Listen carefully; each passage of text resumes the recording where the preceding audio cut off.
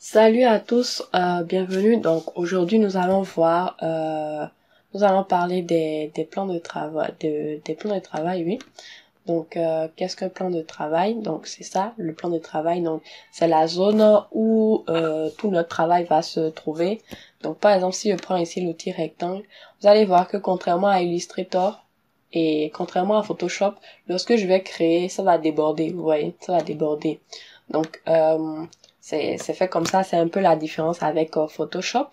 Donc pour retrouver l'outil plan de travail, normalement vous allez avoir ici un truc sous forme de statistiques là, vous voyez, sous forme de graphe. Donc vous allez venir ici, ou bien vous allez faire Shift O pour ouvrir en fait la barre, désolé, l'outil de plan de travail.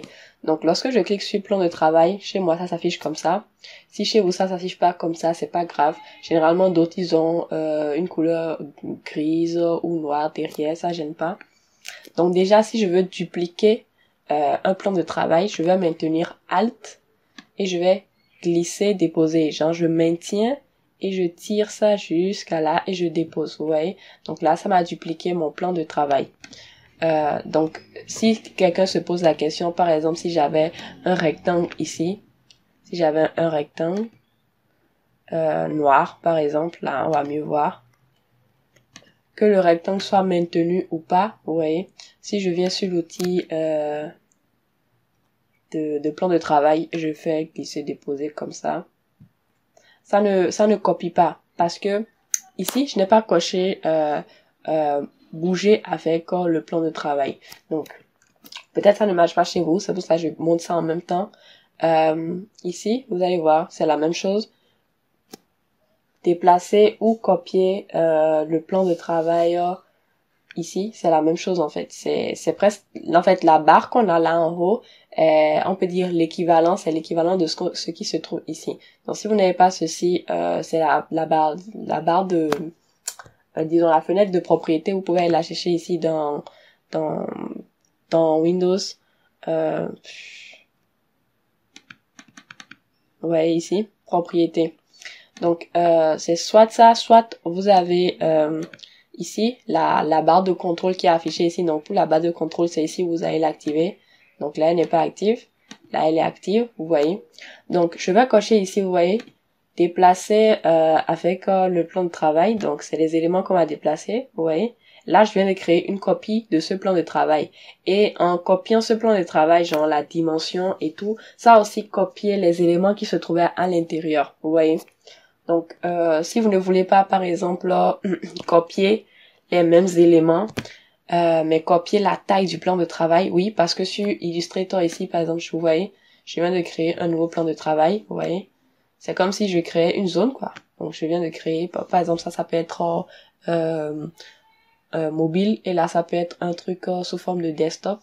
Donc vous voyez, c'est comme si je crée un rectangle dans lequel je dis c'est dans cette zone là en fait que je vais travailler. Vous voyez, je peux redimensionner, vous voyez, c'est redimensionnable. Vous voyez que ici les données bougent, vous voyez, les données bougent, donc c'est les dimensions, vous voyez. La hauteur, la largeur. Donc par exemple si je dis je veux un truc sous format Instagram 1080, je valide.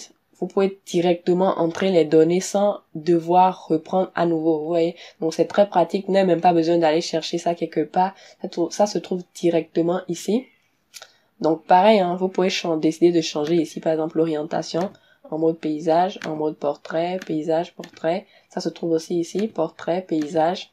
Si par exemple vous vouliez déjà faire des formats standards d'images, par exemple de iPhone ou bien je sais pas A4, A3, tout ça, vous voyez, iPhone X, ça se trouve déjà là, iPhone X.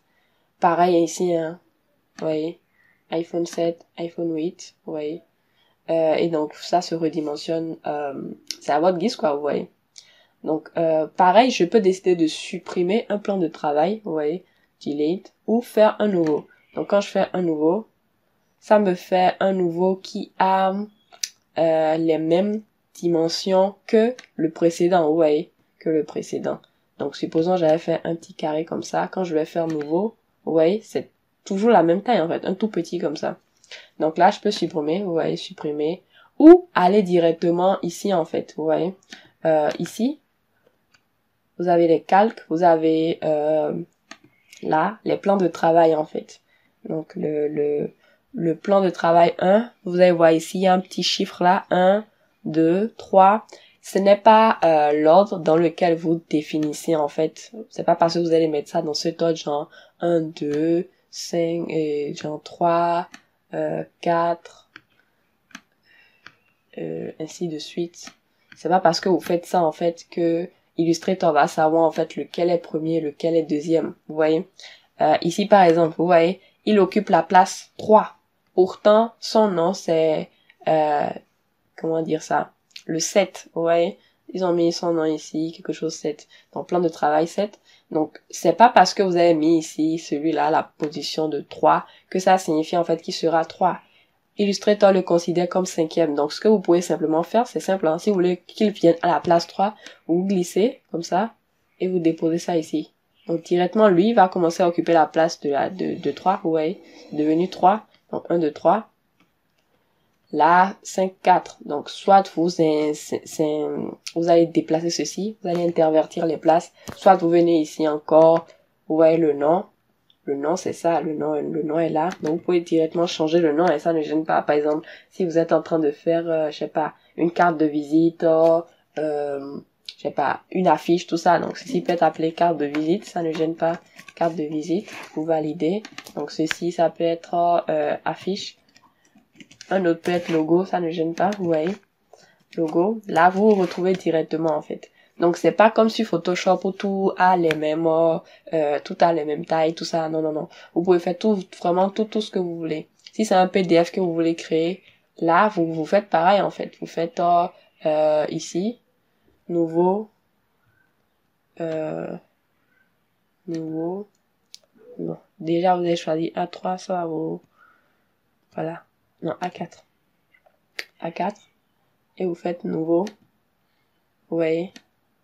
Dans le nouveau à la taille de A4, vous pouvez choisir A3 ou A4. Moi, je préfère d'abord A4, plus facile à gérer. Donc ensuite, pour continuer, vous aurez juste à faire genre des copier-coller comme ça, ou simplement venir ici faire nouveau, ouais, il vous aligne ça. Mais vous voyez, la grande, vous avez vu, tout ça, ce sont des plans de travail, mais vous voyez que ici, j'ai une limite en fait de taille, parce que vous ne pouvez pas créer autant de plans que vous le voulez en fait. Là, par exemple, je sais que mais c'est moi qui me trompe, non? C'est bien ça en fait, c'est bien ça. Ouais, c'est la zone définie en fait pour vos plans de travail. Donc ici, je ne peux pas dépasser ça. Si par exemple, j'ai fait tel nombre de A4, ouais, je peux pas dépasser tout ça. Donc c'est quand vous zoomez vraiment à l'extrême en fait. Là, je suis à 3%. Là, si je zoome, donc vous avez plusieurs manières de vous déplacer. Hein. Vous pouvez faire ceci, ouais, défiler, comme ça, défiler. Ici, comme ça, défiler. Donc,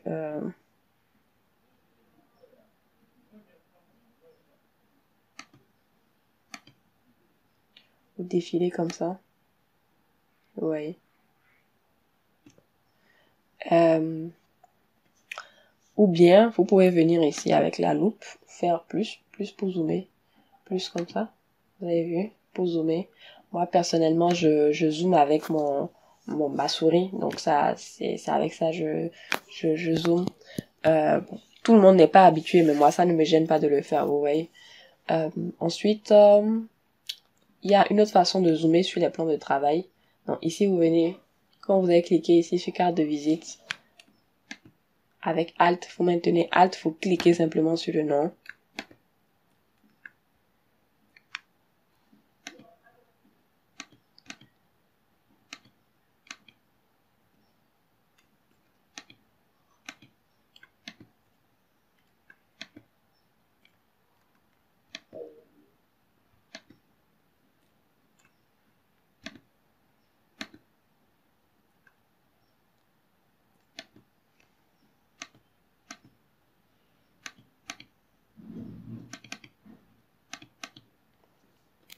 Donc déjà pour avoir une vue sur un élément, sur un plan de travail, vous faites un double-clic là, vous voyez.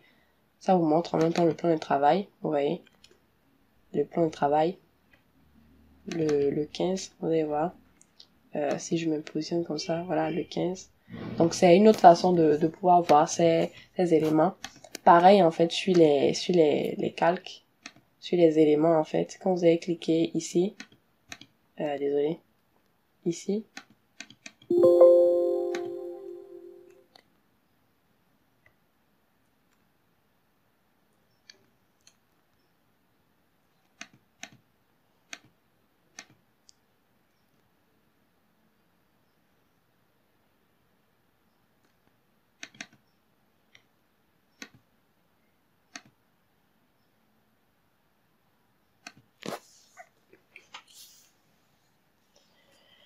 Ok, donc c'est comme ça on crée des plans de travail. Donc c'est comme ça qu'on crée des plans de travail, qu'on les modifie. Donc parce que oui, vous pouvez modifier, il suffit de mettre la flèche comme ça. Ça ne gêne pas. Hein. Pour en dessiner d'autres, vous faites comme ça. Vous mettez les dimensions directement ici, vous faites ce que vous voulez, vous supprimez. Donc ce que j'aime bien, par exemple, sur les plans de travail ici, vous pouvez directement ici supprimer tous les plans de travail vides. Donc ici, vous pouvez supprimer, si je fais comme ça, vous allez voir, il va supprimer tous les plans de travail. Il va me laisser simplement ceux qui contiennent quelque chose. Vous voyez, donc ces deux-là contiennent quelque chose. Voilà pourquoi il les a laissés. Donc là, par exemple, je vais redimensionner comme ça. Vous voyez, je vais déplacer. Si je décoche ceci, vous allez remarquer qu'il va déplacer sans l'élément. Donc, ça a parfois son intérêt, en fait. Ça a parfois son intérêt. Donc là, je fais comme ça. Et vous allez, par exemple, vouloir, je sais pas, arranger les choses comme ça, pour que tout s'aligne comme ça de façon très bien ordonnée. Mais imaginez, vous avez 50 pages et vous voulez faire la même action, en fait. C'est pas très, très pratique. Donc ici, par exemple, vous allez voir, ici, c'est l'icône là, j'ai cliqué dessus. Ça m'ouvre cette fenêtre. Et là, je vais aligner en fait tout sur la verticale, vous voyez, désolé, l'horizontale. Donc là, ça fait ça. Donc pareil, je fais ça sur la verticale, sous forme de colonne. Donc vous voyez. Donc c'est à vous de voir. Hein. Par exemple, je fais mon PDF, je veux avoir une vue globale, la façon dont ça va se présenter et tout. Donc comme ça, je vais faire pour aligner les documents, pour vraiment avoir une disposition en fait au lieu de le faire moi-même comme ça à chaque fois, c'est fatigant en fait. Donc c'est un peu ça. Donc comme je l'expliquais tout à l'heure, les pages d'un PDF, si par exemple on veut créer un PDF, c'est chaque plan de travail comme ça créé qui représente une page, vous voyez. Donc page 1, page 2, page 3, vous voyez, en fonction de l'ordre. Donc pour voir un peu les numéros et tout, vous voyez ici 01, 02, 03, vous savez en même temps leur disposition et tout. Donc pour l'amener en haut par exemple ici, vous faites simplement comme ça, il change de place, ou comme ça, vous voyez, ça c'est très facile de déplacer. Nouveau, vous pouvez aussi cliquer ici pour faire un nouveau ou bien pour supprimer directement ici. Maintenant, attention, lorsque vous supprimez un plan de travail, ça ne supprime pas son contenu, ce qui contient. Donc ici, je vais supprimer ceci, comme ça, avec supprimer. Vous allez voir, l'élément est toujours là. Il y a une autre façon de supprimer, comme simplement un simple rectangle avec delete. Donc ça se supprime, comme ça. Donc l'élément n'est pas supprimé. Donc n'ayez même pas peur de supprimer vos plans, de reprendre, de faire tout ça, vous voyez. Donc par exemple ici je supprime, je continue mes manipulations, je remarque que ah ouais j'ai supprimé. Donc je peux décocher ici l'option de déplacer avec les éléments. Et là je duplique simplement la taille du plan de travail, vous voyez. Ici il n'y a pas deux rectangles, non. Il n'y a qu'un seul. Il n'a pas dupliqué le rectangle. Donc c'est ce que je voulais aussi vous montrer. Donc la navigation sur le plan de travail, c'est assez simple. Ouais, soit vous utilisez les touches de défilement ici avec le zoom. Vous voyez, pour moi j'aime pas trop. Donc j'utilise la souris comme je le disais. Donc je me déplace comme ça, comme ça. Comme ça aussi, c'est la même chose. Ou ici vous avez aussi les zooms. Donc ici, ça fait plein écran. Vous voyez, plein écran. C'est plein écran parce que actuellement vous vous trouvez sur ce plan de travail. Je ne sais pas si vous arrivez à le voir. Donc pour bien le voir, on va changer ici la couleur de notre plan. Vous voyez, il y a une petite ligne, un petit trait noir qui entoure en fait la zone de travail. Vous voyez, quand je change, ça change. Vous voyez. Donc, parfois, assurez-vous d'être vraiment sur le plan de travail. C'est très important. J'aime pas cette couleur. Je vais revenir à mon ancienne couleur. Donc, voilà. C'est juste pour vous montrer. Moi, j'arrive à le voir même quand je ne suis pas en mode clair. Vous voyez, j'arrive vraiment à le voir. Donc là, c'est comme ça. Donc, quand on est sur ce plan de travail là, par exemple, et que je fais remplir, genre, ajuster à l'écran. Donc, ça m'ajuste ce plan de travail exactement à l'écran. Donc, pas plus, pas moins. C'est exactement pour avoir une vue globale sur ce plan de travail. Donc, pareil ici, hein. Vous allez voir que si je fais, là, actuellement, c'est lui qui est sélectionné. Je sais pas si vous voyez, en fait. Quand il fait ajuster, vous voyez, il m'a ajouté ça exactement. Tout est là.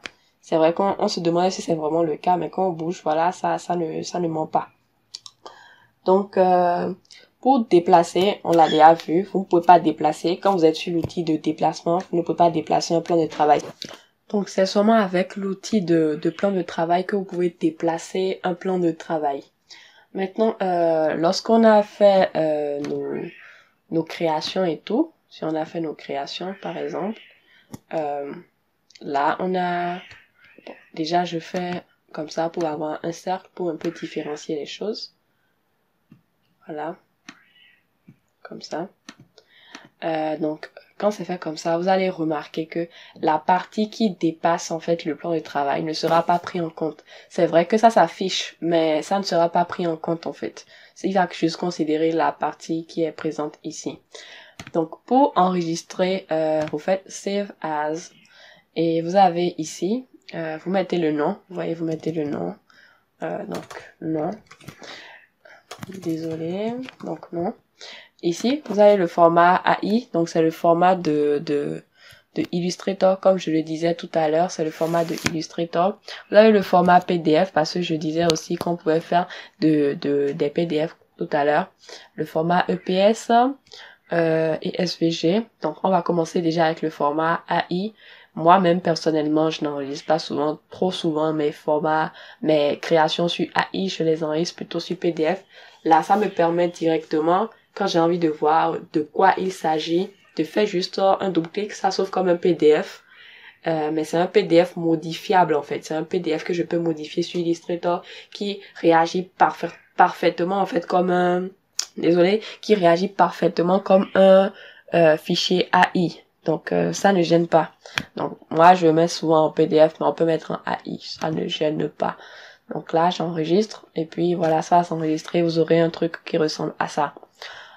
Ou bien, sinon, vous pouvez enregistrer, en fait, exporter. Vous voyez, export as.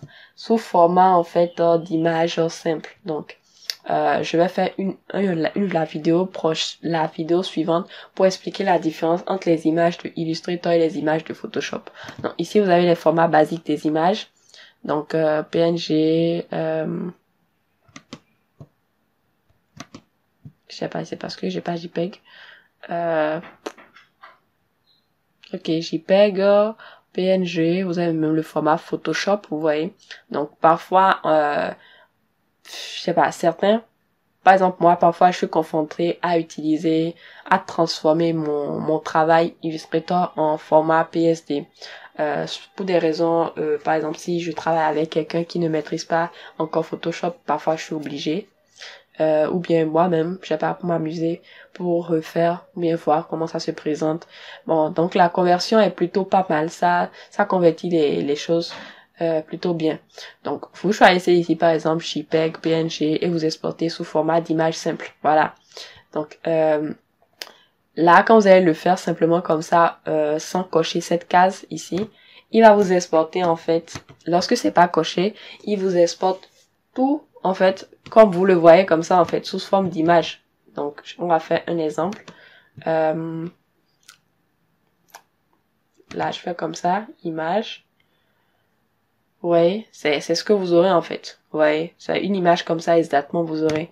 Or, c'est pas ce que vous voulez. Vous voulez, par exemple, que chaque image, en fait, ce qui est dans chaque plan apparaisse individuellement. Donc, en fait, user, les plans de travail. Donc, ça va faire comme ça. Et vous aurez chaque élément comme ça, fait séparément. Donc, là, il ne nous montre pas. Donc, vous pouvez choisir en même temps ici quand vous êtes en train d'inspecter un JPEG, si c'est avec un fond blanc ou un fond noir, vous voyez, vous pouvez tout sélectionner ici, ou un fond transparent.